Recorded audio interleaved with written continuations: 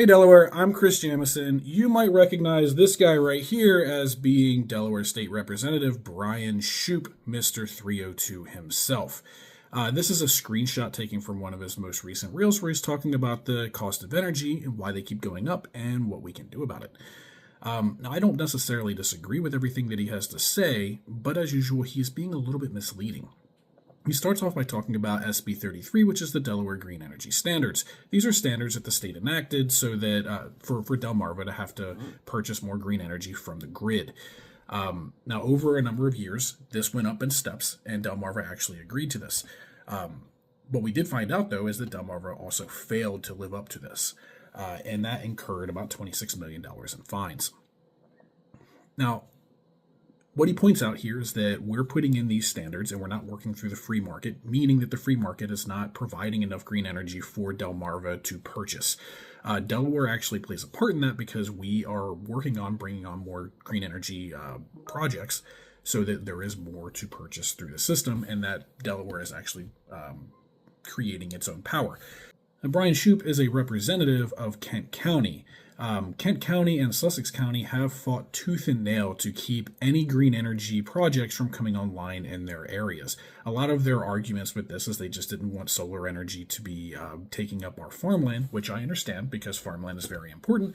And also they didn't like, a lot of rich people at the beach didn't like the look of the wind turbines off for the offshore energy project. Now that is a problem. Now, if I had created the Delaware Energy Standards, if I was in government and created this, I would have done a couple things different than what they did. Realizing that Delmarva has to come to the state to request rate changes, I would have said that if we agree that you're going to do 20% this year and 40% next year of green energy and you fail to do so, the fines would have been coupled with a rate freeze. The reason why is what we saw is they incurred $26 million worth of fines, but they passed that on to ratepayers. And I would have wanted to ask the question, hey, did you choose not to purchase green energy, or was there not enough green energy to purchase?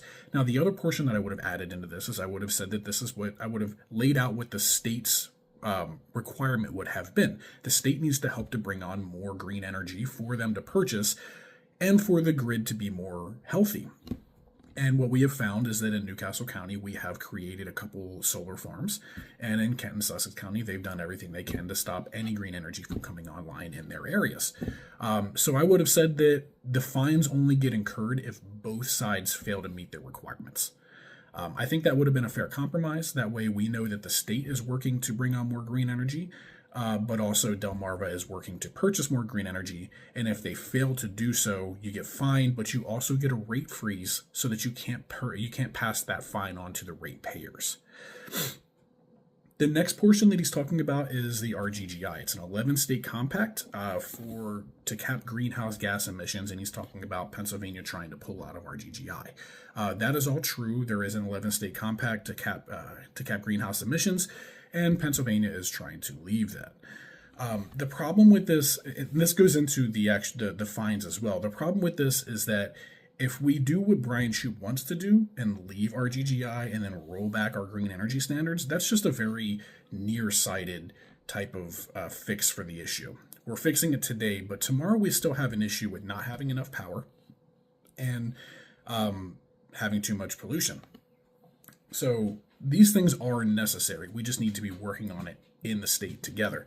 What he's also missing out on, what he's not mentioning, is that the state is working to explore doing micronuclear reactors. Now, we found out that many of the people in Kent and Sussex County are going to fight solar and wind. We don't know if they're going to fight the micronuclear reactors, but that is a really good option for green energy in the state that we can help to provide more energy into the grid. He's also missing out on the fact that the largest reason why our rates keep going up is AI data center expansion. And conveniently, Starwood Ventures is working on putting in the largest AI data center in the country right here in Delaware. Now, it wouldn't matter if it was Delaware or Maryland or Virginia or anyone else that's in the PJM footprint, because we're all tied together and we all purchase energy from the same place, from PJM. But This is the largest one in the country, and it's going to be coupled with the other very large ones that are in the DC metro area, which are making our bills go up exponentially. So what we need to do is work on bringing on more power, which is true. We need to do more solar, we need to do more wind, and the micronuclear reactors are a pretty good idea if they are viable and work. If they're not, then an actual nuclear plant would help as well. The other thing that he points out is that the $26 million in fines went into the to a green energy fund for Delaware. And what Delaware is doing with it is really not helping us. And that is true. You know, I agree with him here. Working on LED lights and putting in more efficient appliances, that's not really, that's like a drop in the bucket. That's not really helping. My personal view is that they should be using that to bolster the grants for rooftop solar, because I understand why people don't want us to take up a bunch of farmland to make solar farms. We weren't really doing that. We were taking up very small portions of it, but I understand the argument. We also do have a lot of roofs. We have a lot of houses. We have a lot of buildings. We have a lot of parking lots that we could cover with solar, and then your car could be parked under a solar panel, out of the wind and rain, and we're producing power. We could be using that $26 million for that. I would say that if I was in government, I would try to pitch like, we should talk to anybody who has a house that's within a house with a roof that's within a couple years old. Any area that has large parking lots, we should be bolstering grants to put in solar for those places and bring online more solar energy. Everyone talks about solar energy not working at night, but we do have batteries and they do work. We should also keep working on the nuclear, the micronuclear reactors, or thinking about building an actual nuclear plant. And hopefully the lawsuit for the wind energy program down in Sussex County will actually win, and we will get back to installing that as well.